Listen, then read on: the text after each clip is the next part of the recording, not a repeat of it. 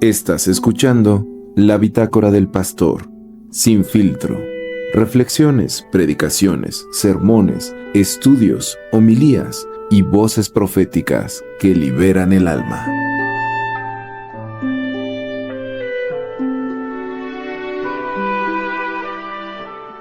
¿Habían escuchado esa frase con la que hoy estamos poniéndole título al boletín y al mensaje? Hasta aquí nos ayudó Jehová, ¿sí? ¿La habían escuchado, sí o no? A ver, alce su mano, ¿quién sí la ha escuchado? Es un versículo medio famoso, ¿no? Incluso la frase en hebreo, Ebenezer, el nombre, pues hasta hay gente que le pone a sus negocios así, ¿no? Dice mofles y talachas Ebenezer, funerarias Ebenezer, abarrotes Ebenezer, ¿no? Y a veces de tanto trivializar la frase se nos olvida quién, cuándo y por qué la dijo, ¿no? Y eso es lo que quiero platicarles justamente el día de hoy. Porque esta frase la dijo, ¿saben quién la dijo? Diosito, dice. La dijo el profeta Samuel, ¿no? Uno de los profetas más importantes de toda la historia, pero para entender el motivo por el cual la dijo, hay que ir un poquito hacia atrás. De hecho, hay que ir mucho hacia atrás, hay que ir 20 años hacia atrás, porque resulta que los israelitas tenían unos enemigos que eran los eternos enemigos, archienemigos de los israelitas, que eran los filisteos, y una vez les ganaron una batalla. Y entonces después de que les ganaron la batalla y los israelitas perdieron, dijeron, ahora sí hay que asegurarnos, la siguiente vamos a asegurar la victoria. Yo tengo un as bajo la manga, dijo algún genio por ahí. Y resulta que los israelitas tenían una cajita sagrada que Dios le había ordenado a Moisés que la pusiera en el cuarto más santo de todo el tabernáculo, de todo el templo, y esa caja tenía dentro las tablas de la ley, la vara de Aarón que floreció y un platito con el maná, que fue el alimento que Dios les dio en el desierto. Y esa cajita se llamaba el Arca del Pacto. Y era donde Dios se manifestaba una vez al año y solamente el sumo sacerdote podía entrar allí. Hoy día hay muchos arqueólogos y muchos teóricos de la conspiración que todavía se vuelan la cabeza pensando ¿dónde estará la dichosa Arca del Pacto, no? Hasta una película de Indiana Jones hicieron de eso, Indiana Jones y el Arca Perdida. Es el Arca del Pacto del que habla la Biblia, ¿no? El caso es que los israelitas dijeron, bueno, para ganar la siguiente batalla, ¿qué les parece que llevamos esta arca como un amuleto al campo de batalla y van a ver que vamos a ganar? ¿Y saben qué pasó? Los filisteos arrasaron con ellos, los destrozaron y secuestraron el arca. Se la llevaron a su país y la pusieron junto a sus ídolos, junto a sus estatuas, pero entonces empezaron a pasar cosas extrañas. Y lo que empezó a suceder fue que lo pusieron junto a los ídolos y los ídolos amenacían sin un brazo, decapitados, todos mochados, cortados. Empezó a haber pestes, enfermedades, la gente empezó a morir y los filisteos le dijeron, no. Llévate esa cosa para allá, no la queremos aquí, fúchila. La echaron en una carreta sin personas de regreso hacia Israel y porque no querían ni siquiera tocarla y se olvidaron de ella. Y entonces el arca regresó a Israel y cuando regresó a Israel, entonces la pusieron allá a custodia de una persona lejos y se les olvidó durante 20 años. Y entonces, durante esos 20 años, el profeta Samuel, pues les insistía, les decía, es que hicieron mal. Es que tienen que arrepentirse delante de Dios.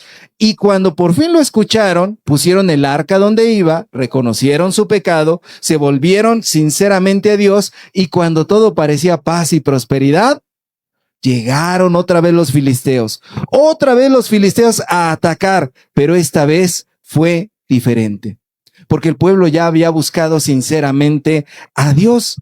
Entonces se escucha un estruendo, una voz como de trueno, dice la Biblia, y los filisteos son derrotados. Y entonces los israelitas, para celebrar, ponen una piedra y en esa piedra hacen un altar y le rinden adoración a Dios. Y entonces es allí donde el profeta Samuel dice la épica y legendaria frase, hasta aquí nos ayudó Jehová. Entonces esta frase no es una frase que surge del emocionalismo del momento. Es una frase que reconoce que solamente por la gracia de Dios estamos de pie. Y esta frase es importante para nosotros y esta historia es importante para nosotros el día de hoy, porque nosotros también tenemos que voltear hacia atrás, también tenemos que reconocer lo que ha sucedido en este año, tenemos que decir que este año hubo también luchas que algunas fueron visibles, algunas fueron externas, todo el mundo se enteró de eso, y hubo otras que nada más supiste tú y tu familia y las luchaste a lo mejor nada más tú en silencio. Entonces, hoy que decimos hasta aquí nos ayudó Jehová, lo hacemos con honestidad, reconociendo que estamos dispuestos a aprender. Y de esta historia quiero decirles dos cosas importantes. Número uno, la caja vacía no tiene poder. La caja vacía no tiene poder.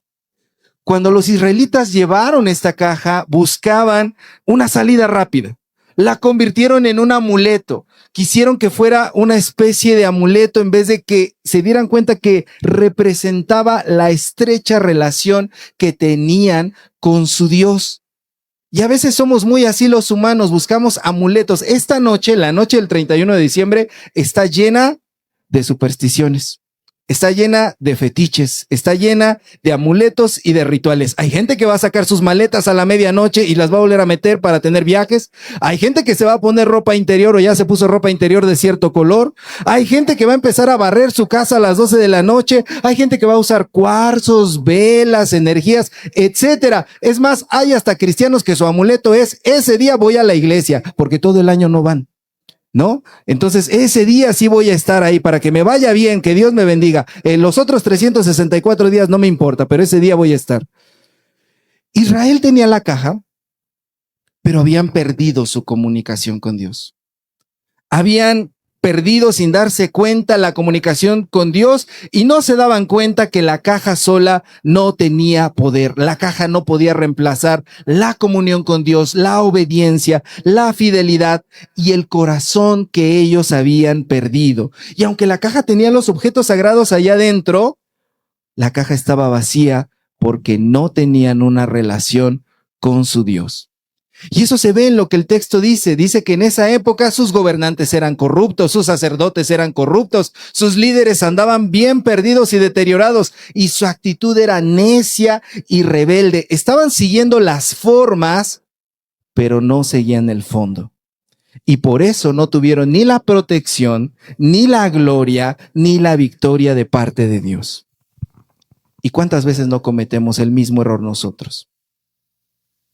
Por ejemplo, en nuestras familias, conservamos el cascarón donde vivimos, sea más rico o más pobre, sea más humilde o más fifí.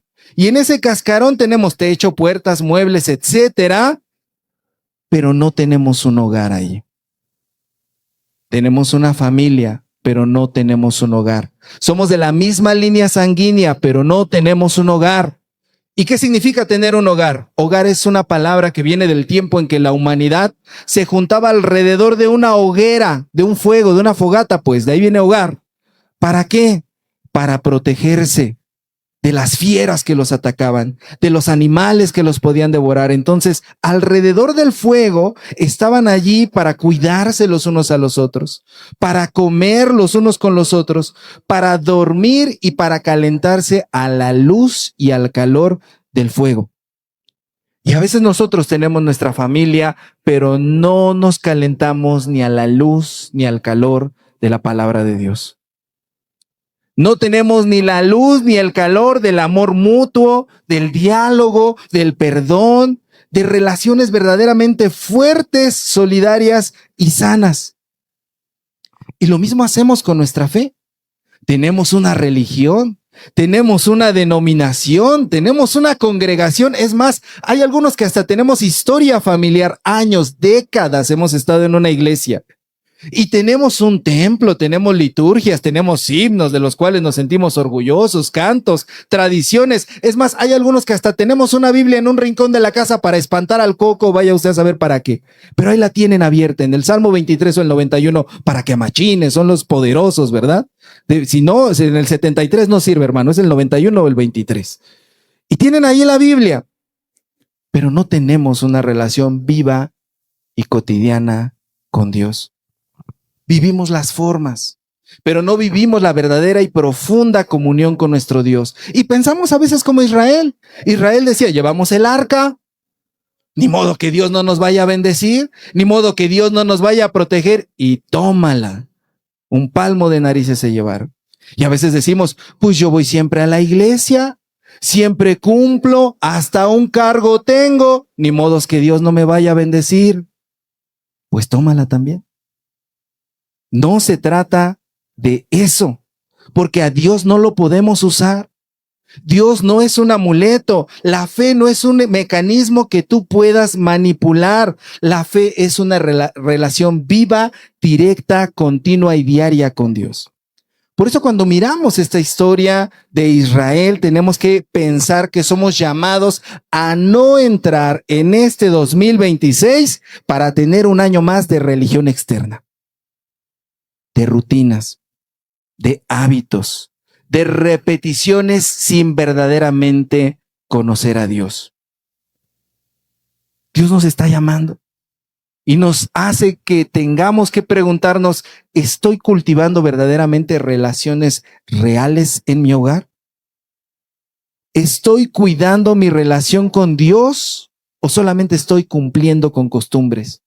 ¿Estoy usando mi fe como una caja, como un amuleto o realmente para transformar mi vida? Porque la caja vacía no tiene poder.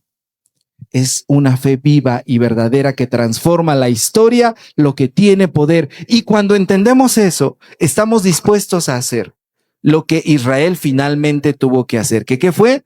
Mirar hacia atrás con honestidad. Y eso es lo segundo que les quiero decir. Hoy, mira hacia atrás y pregúntate qué errores no puedes repetir. Si se fijan, Israel, cuando tuvo su primera derrota, en lugar de preguntarse qué estuvo mal con nuestra relación con Dios, buscaron la salida fácil, buscaron el atajo. Pero les quiero decir algo, con Dios no hay atajos. Con Dios hay procesos que tenemos que enfrentar. Y uno de los procesos más importantes, si no es el que más, es el del autoexamen, el de la introspección, de mirar hacia adentro y autoevaluarnos, porque necesitamos ser analíticos de nosotros mismos, hermanos. Estos israelitas no entendían que había algo que no cuadraba del todo con ellos mismos y no se querían dar cuenta. No se dieron cuenta de que la derrota no fue porque Dios hubiera dejado de ser poderoso, ¿o sí? Algo había en ellos que estaba fallando y no se dieron cuenta. Luego tuvieron que pasar 20 años en los que tuvieron el arca cerca, pero el corazón lejos de Dios. Porque no es lo mismo estar cerca de Dios que buscarlo de verdad. Siempre estamos cerca de Dios. La Biblia dice que no hay nada que nos pueda separar del amor de nuestro Dios. Nada, absolutamente nada. Pero una cosa es eso y otra cosa es que tú lo busques de verdad. Y a veces, como vivimos así, pensamos que tenemos todo el tiempo del mundo para poder arreglar nuestras situaciones. Y no es verdad. Incluso la gente dice, el tiempo todo lo sana. Y no hay cosa más dañina que esa mentira. No es verdad que el tiempo todo lo sana, que las cosas sanan con el tiempo. El tiempo no sana nada. Es lo que hacemos con el tiempo lo que sana las cosas. Por eso puedes ver a personas que en un lapso de tiempo más breve, cuando trabajan sus emociones, cuando trabajan su corazón y cuando se ponen en manos de Dios, sanan. Y personas que aún dentro de la iglesia llevan años, décadas con las mismas situaciones, sin sanar y con todo eso dentro de su corazón. Y el problema de Israel no lo resolvió el tiempo. Se resolvió cuando ellos miraron hacia atrás y reconocieron sus errores. Y por eso el profeta Samuel les hablaba con claridad, les hablaba duro, les decía, quiten sus dioses ajenos, vuelvan su corazón al Señor, sírvanle solo a Dios. A lo mejor los israelitas esperaban que Samuel les diera un discurso motivacional, de coaching empresarial, de emprendedurismo, de chaleganismo, algo que fuera más acariciador, pero no. Samuel los confrontó con las realidades que tenían que quitar de sus vidas y con los errores que estaban impidiéndoles crecer. Y allí fue cuando después de 20 años al pueblo le cayó el 20. Confesaron su pecado, se humillaron delante de Dios y cambiaron entonces la dirección. ¿Y qué pasó? Vino el milagro de parte de Dios. Pudieron derrotar a los filisteos. Y los cristianos creemos en eso, que cuando la voluntad de Dios se junta con nuestra voluntad, entonces ocurren los milagros. Y los israelitas no necesitaron otra vez llevar el amuleto del arca y tenerlo enfrente, porque dentro, en sus corazones, tenían algo mucho más profundo. Tenían arrepentimiento, una transformación, oraciones a Dios, una dependencia saludable de Él. Tenían honestidad, humildad, una relación directa con Él. Por eso, hermanas y hermanos, cuando decimos el día de hoy, hasta aquí nos ayudó Jehová, no estamos diciendo una frase triunfalista. No estamos haciendo el recap, la recapitulación de lo mejor del 2025, como ahora en las redes sociales ponen las mejores fotos, los mejores videos de 2025, los mejores momentos. No. Cuando tú dices, hasta aquí me ayudó el Señor, significa que ya te detuviste a pensar y a hacer memoria de qué cosas has estado haciendo mal este año. Y te tienes que preguntar, ¿qué cosas he postergado? ¿Qué avisos me han dado mis emociones y mi cuerpo que he estado ignorando? ¿Qué malos hábitos sigo sosteniendo? ¿A quién he hecho a un lado y debí tenerlo cerca? ¿De qué me he olvidado que me hacía mucho bien? ¿Con qué piedra me estoy tropiece y tropiece y tropiece una y otra vez? ¿Qué cosa, si yo la mantengo en mi vida, va a seguir dañándome?